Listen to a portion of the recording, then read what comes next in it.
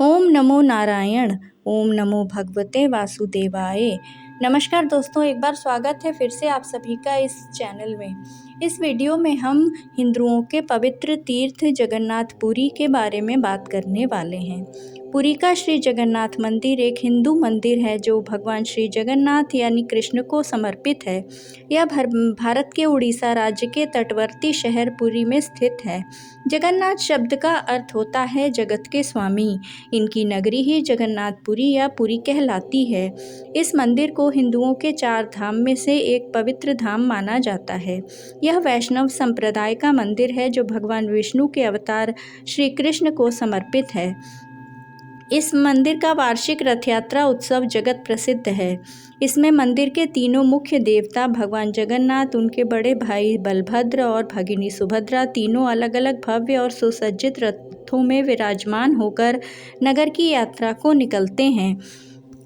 माना जाता है कि भगवान विष्णु जब चारों धामों पर बसे अपने धामों की यात्रा पर जाते हैं तो हिमालय की ऊंची चोटियों पर बने अपने धाम बद्रीनाथ में स्नान करते हैं, पश्चिम में गुजरात के द्वारिका में वस्त्र पहनते हैं, पुरी में भोजन करते हैं और दक्षिण में रामेश्वरम में विश्राम करते हैं। द्वापर के बाद भगवान कृष्ण पुरी में निवास करने लगे और बन गए जग के नाथ अर्थात जगन्नाथ। पुरी का जगन्नाथ धाम 4 धामों में से एक पवित्र धाम है।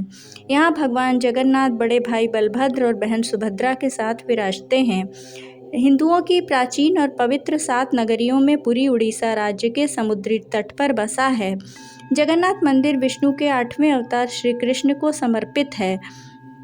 पुराणों में इसे धरती का बैकुंठ कहा गया है। यह भगवान विष्णु के 4 धामों में से एक है।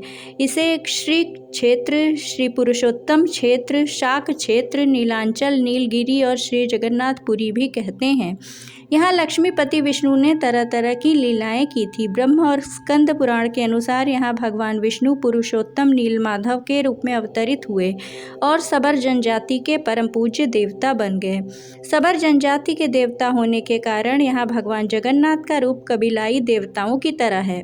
पहले कबीले के लोग अपने देवताओं की मूर्तियों को काष्ठ यानी लकड़ी से बनाते थे। जगन्नाथ मंदिर में सबर जनजाति के पुजारियों के अलावा ब्राह्मण पुजारी भी हैं। पुराण के अनुसार नीलगिरी में पुरुषोत्तम हरि की पूजा की जाती है। स्कंद पुराण में पुरी धाम का भौगोलिक वर्णन मिलता है। स्कंद पुराण के अनुसार पुरी एक दक्षिणवर्ती शंख की तरह है और यह 5 कोस यानी 16 किलोमीटर क्षेत्र में फैला है। माना जाता है कि इसका लगभग 2 कोस क्षेत्र बंगाल की खाड़ी में डूब चुका है। इसका उदर है समुद्र की सुनहरी रेत जिसे महोदधि का पवित्र जल धोता रहता है। सिर वाला क्षेत्र पश्चिम दिशा में है जिसकी रक्षा महादेव करते हैं। शंख के दूसरे घेरे में शिव का दूसरा ब्रह्म कपाल मोचन विराजमान है। माना जाता है कि भगवान ब्रह्मा का एक सिर महादेव की हथेली से चिपक गया था और वह यहीं आकर गिरा था। तभी से यहाँ पर महादेव की ब्रह्म रूप में पूजा करते हैं। शंख के तीसरे वृत्त में माँ विमला और नाभि स्थल में भगवान जगन्नाथ रथ सिंहासन पर विराजमान हैं। इस मंदिर का सबसे पहला प्रमाण महाभारत के वन पर्व में मिलता है।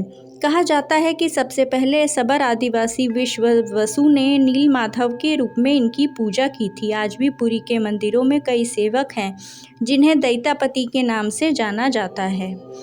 राजा इंद्रद्युम्न मालवा का राजा था जिनके पिता का नाम भारत और माता सुमति था। राजा इंद्रद्युम्न को सपने में हुए थे जगन्नाथ के दर्शन। कई ग्रंथों में राजा इंद्रद्युम्न और उनके यज्ञ के बारे में विस्तार से लिखा है। उन्होंने यहाँ कई विशाल यज्ञ किए और एक सरोवर बनवाया। एक रात भगवान विष्णु ने उनको सपने में दर्शन दिए और कहा, नीलांचल पर्वत की एक गुफा में मेरी एक मूर्ति है, उसे नील माधव कहते हैं। तुम एक मंदिर बनवा कर उसमें मेरी यह मूर्ति स्थापित कर दो। राजा ने अपने सेवकों को नीलांचल पर्वत की खोज में भेजा। उसमें से एक ब्राह्मण था विद्यापति। विद्यापति ने सुन रखा था कि सबर कबीले के लोग नीलमाधव की पूजा करते हैं और उन्होंने अपने देवता की इस मूर्ति को नीलांचल पर्वत की गुफा में छुपा रखा है। वह यह भी जानता था कि सबर कबीले का मुखिया विश्ववसु नीलमाधव का उपासक है और उसी ने मूर्ति को गुफा में छुपा रखा है। चतुर विद्यापति ने मुखिया की बेटी से विवाह कर लिया। आखिर में वह अपनी पत्नी के जरिए नीलमाधव की गुफा तक पहुंचने में सफल हो गया। उसने मूर्ति चुरा ली और राजा को लाकर दे दी। विश्ववसु अपने आराध्य देव की मूर्ति चोरी होने से बहुत दुखी हुआ। अपने भक्त के दुख से भगवान भी दुखी हो गए। भगवान गुफा में लौट गए, लेकिन साथ ही राजा इंद्रद्युम्न से वादा किया कि वो एक दिन उनके पास जरूर लौटेंगे, बशर्ते कि वह एक दिन उनके लिए विशाल मंदिर बनवा दे। राजा ने मंदिर बनवा दिया और भगवान विष्णु से मंदिर में विराजमान होने के लिए कहा। भगवान ने कहा, तुम मेरी मूर्ति बनाने के लिए समुद्र में तैर रहा पेड़ का एक बड़ा टुकड़ा उठाकर लाओ, जो द्वारिका से समुद्र में तैरकर पुरी आ रहा है। राजा के सेवकों ने उस पेड़ के टुकड़े को तो ढूंढ लिया, लेकिन सब लोग मिलकर भी उस पेड़ को नहीं उठा पाए। तब राजा को समझ आ गया कि नीलमाधव के अनन्य भक्त सबर कबीले के मुखिया विश्ववसु की ही सहायता लेनी पड़ेगी। सब उस वक्त हैरान रह गए जब विश्ववसु भारी भरकम लकड़ी को उठाकर मंदिर तक ले आए। अब बारी थी लकड़ी से भगवान की मूर्ति गढ़ने की। राजा के कारीगरों ने लाख कोशिश कर ली, लेकिन कोई भी लकड़ी में एक छेनी तक भी नहीं लगा सका। तब तीनों लोक के कुशल कारीगर भगवान विश्वकर्मा एक बूढ़े व्यक्ति का रूप धरकर आए। उन्होंने राजा को कहा कि वे नीलमाधव की मूर्ति बना सकते हैं, लेकिन साथ ही उन्होंने अपनी यह भी शर्त रखी कि वे 21 दिन में मूर्ति बनाएंगे और अकेले में बनाएंगे, कोई उनको बनाते हुए नहीं देख सकता। उनकी शर्त मान ली गई। लोगों को आरी छेनी हथौड़ी की आवाज़ें आती रहीं। राजा इंद्रद्युम्न की रानी अपने को रोक नहीं पाई। वह दरवाजे के पास गई तो उसे कोई आवाज़ नहीं सुनाई दी। वह घबरा गई, उसे लगा बूढ़ा कारीगर मर गया है। उसने राजा को इसकी सूचना दी। अंदर से कोई आवाज़ सुनाई नहीं दे रही थी, तो राजा को भी ऐसा ही लगा। सभी शर्तों और चेतावनियों को दरकिनार करते हुए राजा ने कमरे का दरवाज़ा खोलने का आदेश दिया। जैसे ही कमरा खोला गया तो बूढ़ा व्यक्ति गायब था और उसमें 3 अधूरी मूर्तियां मिलीं। भगवान नीलमाधव और उनके भाई के छोटे छोटे हाथ बने थे, लेकिन उनकी टांगें नहीं, जबकि सुभद्रा के हाथ पांव बनाए ही नहीं गए थे। राजा ने इसे भगवान की इच्छा मानकर इन्हीं अधूरी मूर्तियों को स्थापित कर दिया। तब से लेकर आज तक तीनों भाई बहन इसी रूप में विद्यमान हैं। वर्तमान में जो मंदिर है वह 7वीं सदी में बनवाया गया था। मुख्य मंदिर के आसपास लगभग 30 छोटे बड़े मंदिर स्थापित हैं। यहाँ श्री कृष्ण को जगन्नाथ कहते हैं। जगन्नाथ के साथ उनके भाई बलभद्र और बहन सुभद्रा विराजमान हैं। तीनों की ये मूर्तियाँ काष्ठ की बनी हैं। यहाँ प्रत्येक 12 साल में एक बार प्रतिमा का कलेवर बदला जाता है। मूर्तियाँ नई जरूर बनाई जाती हैं, लेकिन उनका आकार और रूप वही रहता है।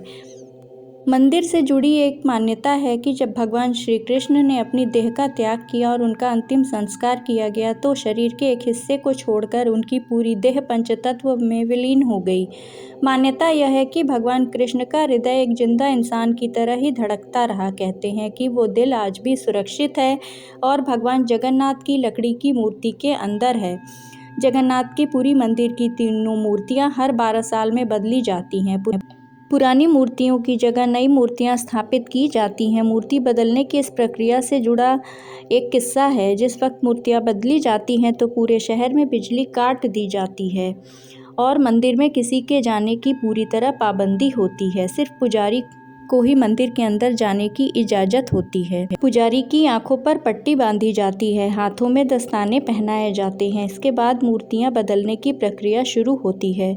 पुरानी मूर्तियों की जगह नई मूर्तियां लगा दी जाती हैं, लेकिन एक ऐसी चीज़ है जो कभी नहीं बदली जाती, ये है ब्रह्म पदार्थ। ब्रह्म पदार्थ को पुरानी मूर्ति से निकालकर नई मूर्ति में लगा दिया जाता है। कहते हैं कि यह वही ब्रह्म पदार्थ है जो श्री कृष्ण का धड़कता हुआ हृदय था, जो कि पंच तत्वों में विलीन नहीं हो सका था। ऐसी मान्यता है कि अगर ब्रह्म पदार्थ को किसी ने देख लिया तो उसकी मृत्यु हो जाएगी, इसीलिए यह प्रक्रिया गुप्त रूप से की जाती है। इस ब्रह्म पदार्थ को हमेशा श्री कृष्ण से जोड़कर देखा जाता है। पुजारियों ने बताया कि मूर्ति में ब्रह्म पदार्थ डालते समय में उस ब्रह्म पदार्थ के पूर्णतया जीवित होने का एहसास होता है। जय श्री जगन्नाथ।